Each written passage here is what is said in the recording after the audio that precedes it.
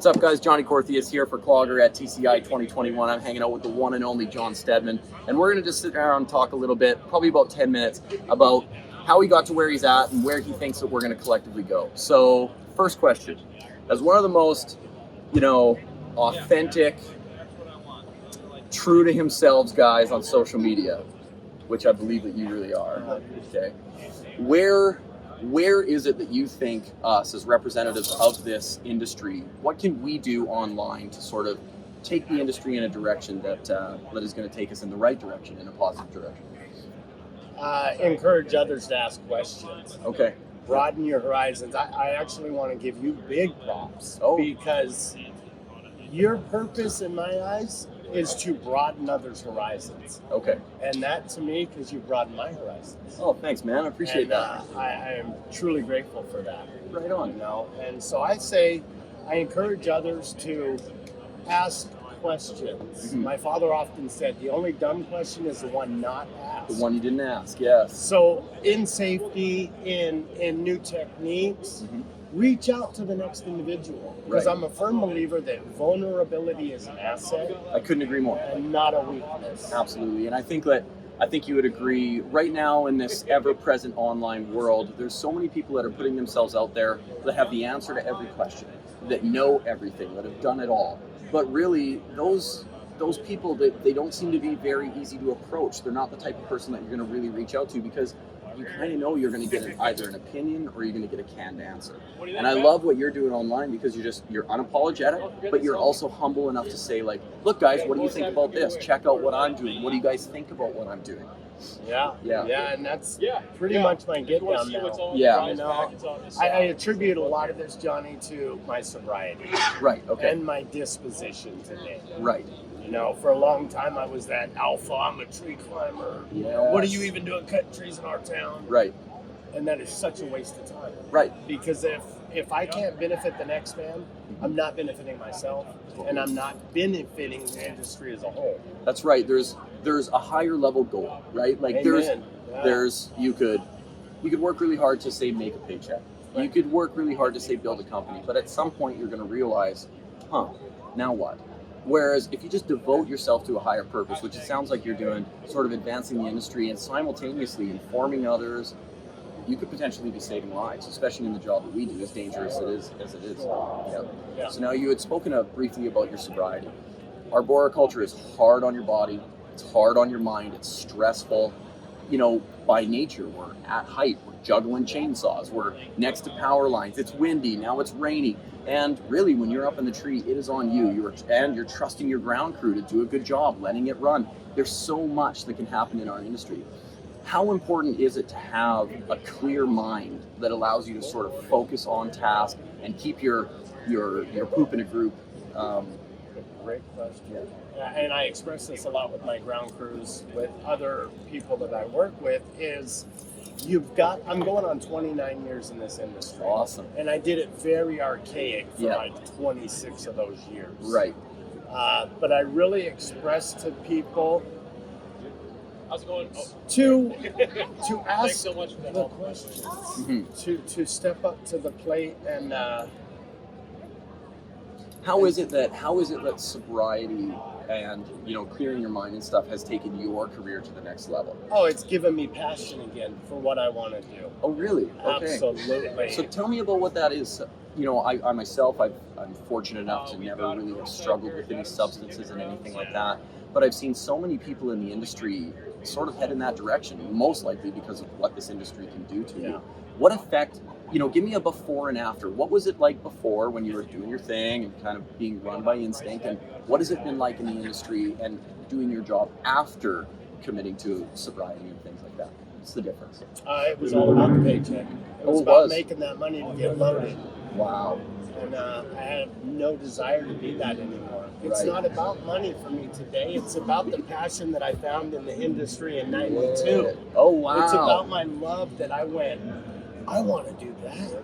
Yeah. And so I drove to do that. And I was blessed with, though archaic teachings, spiking a prune back in the day. Free climbing up a tree. I really elevated my game. But back then, after years of doing it, I started getting that burnout. I wasn't making the kind of money I felt I should be making. I'm putting my life on the line. Then after getting sober, I realized those were my choices. Right, yes. So now I have to absorb my choices and make them flow for me. Awesome. You know what I mean? Yeah. And I became part of the whole online deal. Yeah. In like 2018, I joined Tree Life, and I saw individuals like Jaden Anderson just spreading love. Yeah. And I had been sober now for like 4 years. Uh-huh. And I went, hey, that's the impact I want to have. I could do this that, guy is a sample of just a good human being that want to benefit others. Yeah. You know, and I started wearing a hard hat religiously in 2014. Jesus. Prior to that, my summer clothes were a pair of shorts, my t-shirt tucked into the back of my saddle. Yes. It was only there to clean my glasses. Oh. And a ball cap. I did wear earplugs. Okay, yes. I did wear Gotta watch your hearing, because I fought wildland fire for a lot of years. Okay. Anyway. Yeah.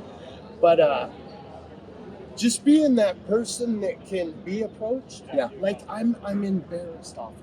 Right. Like at these shows, because I'm just a tree climber guy. Yeah, You know yeah, what I mean? yeah, And yeah. people approach me, and I'm like, dude, we're exactly the same. Yeah. I've just got a mouthpiece. Yeah. That's it. Hey, it's a I'm fun one though. right. And I'm doing my best here to not use curse words because I let them flow. Yeah, I would say mad shout out to this guy. I think you're doing a pretty darn good job. Yeah. So in 1992, I was 5 years old. Yeah. Okay. And when there's people in the industry that have been doing it as long as you, I think it's important that guys like myself, or even people that are newer and coming up in the industry, go to folks like you and ask for advice. And something that's very often coming up, questions in my inboxes is, how am I going to extend my career? How am I going to make sure, maybe you've got somebody who's in his early to mid 20s and he's really excited, just like you were, just like I was when we got into it. And maybe they're 4 or 5 years in and they're thinking like, man, my back is kind of starting to hurt and my knees aren't feeling great, my hips hurt. What are some things, that we can do as arborists, especially coming up in the industry, to ensure that our careers are going to prolong, 24 plus years? Taking advantage of the technology and the equipment that we have at our hands today, our fingertips. Yeah. I mean, like I said, I went on a blades for 23 years of my life. I hip thrusted every day. Yeah. When I taught my girlfriend the basics of climbing, I put her on a blade stage. Yeah. Just to get a feel. To give her that history, this is where we came from, because you're illustrating a concept, right? But then you're moving past it. And then advancing her game to let her see how easy it is, but she also knows how to tie up legs in an emergency situation. Because sometimes a I don't carabiner need and a rope. But that rope. Yes. I could even get by. Yes, if you had to. With just going to the bridge. Just going to the bridge if needed, yes. But yeah, no, it's the technology today. I went to an aerial rescue in 2017 that Jared Abergina was putting on. Sure. And there was the likes of Lawrence Schultz there. Yes. There was Matthew Meckley. There were some pinnacle folks in this industry that are all about safety, which I've now promoted to be my base. Yes. I want to be as safe as possible. Yep. Because we all say it, it's like one of the most dangerous jobs. Yeah, and that's so why repeated. Not do everything? It's repeated over and over and over, and everyone says safety. But it's interesting because when you commit to a culture of safety, and that just becomes the foundation that you're going to operate from. If you can achieve proficiency and mastery, efficiency and productivity while maintaining safety, now you're trending in a direction that's, unstoppable, right? Yeah. If your baseline is looking out for yourself, instead of trying to get the job done as fast as you can to get to the next one, you might actually be able to last. And you said 24 years or 29 years? Going on 29. Yeah. Wow. So 29 years, you've done a life sentence. Right? Think about that for a second. You've honestly devoted, a large portion of your life to a single industry. Yeah. Any regrets? Are you so happy you did? Where are you at with your decisions that you've made up until now? And where are you headed? I feel I'm blessed. Okay. I grew up in San Diego. I didn't mow a lawn until I was almost 14 years old. Nice. My father was 30 years military, and that's where a man takes care of himself mentality came in, where initially I thought vulnerability was a weakness. Totally. Yep. I was just that alpha. We are, a lot of us are, but we don't have to be. Yeah.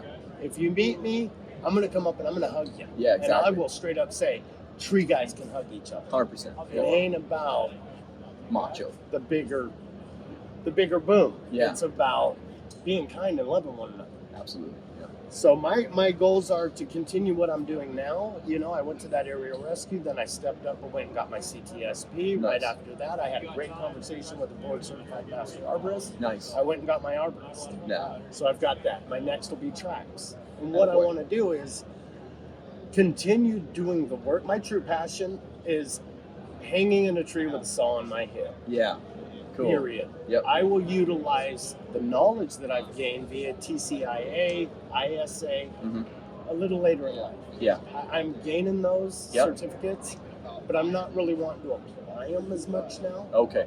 And Right now, you're still in love with the job. I love the physical demand and that every day, you know, we do experience trials and errors. Of course.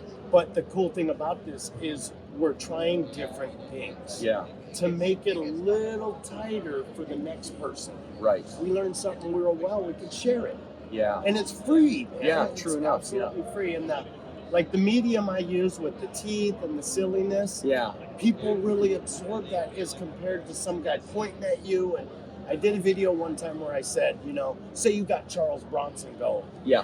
put on your seatbelt or you're gonna die. Or Yeah. you got me with these goofy teeth going, hey, Yeah. put on your seatbelt so you don't die, you know? Exactly. It's just easier. Mhm. Because I was 180 degrees opposite. Wow. Like Okay. I said, started wearing a hard hat in 2014. I encourage everybody Yeah. to utilize the PPE offer. Yeah. 100%. 100%. You know, when we take leadership courses as trainers in the industry, and it's really important that you learn how to connect with people and try to deliver information in ways that they're actually going to be absorbed. Right? Yeah. Some people learn visually, other people are audible learners, some people can only learn by doing, the kinesthetic style Yeah. learning. But one thing that we're very cognizant of is the way that we're presenting information. If someone's just sitting behind a desk, because this is my room and this is my space, it's hard to engage, right? It's hard Especially to, with the arms crossed. exactly, right? So body language is so huge, and it's something that, you know, I do, you know, because I've sort of been initiated in terms of communication and leadership, I watch you present and I'm like, this guy's kind of keying into some things, whether he's cognizant of it or not. Now, knowing that you did the CTSP program, obviously you were at least introduced to some of those leadership strategies. Like if you're going to ask somebody in the question or somebody in the class a question, you're not going to point at them and say, what's the answer? You're going to say, do you have an answer for me? Right? Like it's much more open. It's much more just sort of approachable. What are some of the ways that you brief your ground crew and, you know, get your crew ready for the job? Do you have any tricks or tips for folks that are also in a leadership position? I simply involve them. Okay. I try to get, there's a saying that I absolutely love, saw it in an office when I was doing an estimated a large company in Chico. Yeah. And it said, tell me and I'll forget. Show me and I'll learn. Sure. Involve me and I will understand. Oh, wow. And I went, okay, I'm going to save that. Note. Yeah. Yeah, involve me and I will understand. Gotcha. Now, when you involve your crew, are you, you know, for instance, like you probably understand what needs to happen. Right. But rather than just getting up there and saying like, so what do you guys think? Do you lead them into the correct solutions, or is it more of just an open forum to allow people to express themselves into what we have to do today? It's an open forum with a fork to pick what we need to bring into the game that day. Oh, so you got this big plate of hors d'oeuvres, Amen. right? And you're like, you know what, a little bit of brisket and yeah. What's your input? Are you going to a potluck and not bringing food? Because Right. don't come to my potluck. That's actually a really good way to look at it. Your job site is the picnic. Yeah. You got to bring something to the picnic gotta if you bring want to something. enjoy the Or picnic. you just try and eat off of everybody else. We're all part of this. So we'll actually take turns also Yeah. filling out our JJs. Yes. And asking each individual, give me one hazard, one potential hazard on this job site. Yeah. And we come up with a lot of different stuff. Totally. You know what I mean? Maybe Miss Parker's not the best driver, and somebody's noticed it Yes. from the day before, and they'll just say, keep an eye on the white Buick. Yeah, there you go. I love And it. it's just something to put on the table that we can utilize. Totally. And I'm a firm believer that, almost brain farting here, but I'm going to have situational awareness. Oh, it's huge. Yeah. Enhances anticipated actions. 100%, And right? we need that in our industry. That's right. And, you know, we've all heard about those guys that have 10, 15, 20 years of experience. But then they come on the job site and it really does seem like they have 1 year of experience 20 times. You know, and it almost is like they learned enough and then they just got comfortable. And situational awareness, and what we call it is, you know, your circle, your COA, your circle of awareness. Like when we're skydiving or when we're doing rock climbing and stuff, you're always cognizant of potential rock fall. You're always cognizant of other parachutes, other jumpers in the air. When you're on the tree job, you're cognizant of how are my conditions changing? Am I going to have pedestrians enter into my job site? What are some things that we can do to nurture situational awareness? Is it something that we just lead by example, or is there maybe some paths that we could steer people down, maybe that they could do in their everyday lives? I would say the steering them down the path of walk into your home. If your wife have her change something now and again, Okay. are you picking up on that? Yeah. It's just little tools, you know, like fighter pilots will do this close eye look. Yes, far that's right. eye look. Yeah. And it's shifting everything, Yeah. but finding a medium. So you're forcing yourself to change your focus. Yes. Right? Rather than the environment dictating what you're going to look at. Amen. Yeah, you Man. don't want the environment doing it when you can be doing it and be proactive. Totally. Awesome. Well, I know that you have somewhere to go, but before you leave, I want to know a couple things. Number one, what is your favorite part of your job or your position in this industry right now? Slinging a saw, man. Yeah. I love it. You're But- just up in the trees. I love that part. That's my true passion at heart. Yeah. For me. I'm so grateful I got into this industry at 51 years old. Wow. I am capable of doing what I do today. Yeah. And for that, I give the utmost thanks and praise. Well, hey, man, I think I definitely speak on behalf of basically everybody I know. It's a pleasure to have you in the industry. It's so fun. And thanks so much for sitting down with us at the Clogger booth at TCI 2021. I love it. Yeah, And man. these guys, Yep. best pants out there. They are pretty awesome. I mean, the more you get to know this company, the more that it's kind of a no-brainer to support them. So, and if there's anything that I can do from my position in the industry to support you, you know how to reach me. Let's make some magic happen. And I'm going to take something from you, man. Johnny, so good to see you, man. I know you guys. I know you have to catch a flight, so I'm going to let you and Missy go. But All right. thank you so much for making the time, and I'll catch you on the next lap. Thank you, buddy. Peace, Keep bro. doing what you're doing. Yes, sir. Will do. Appreciate it. Later.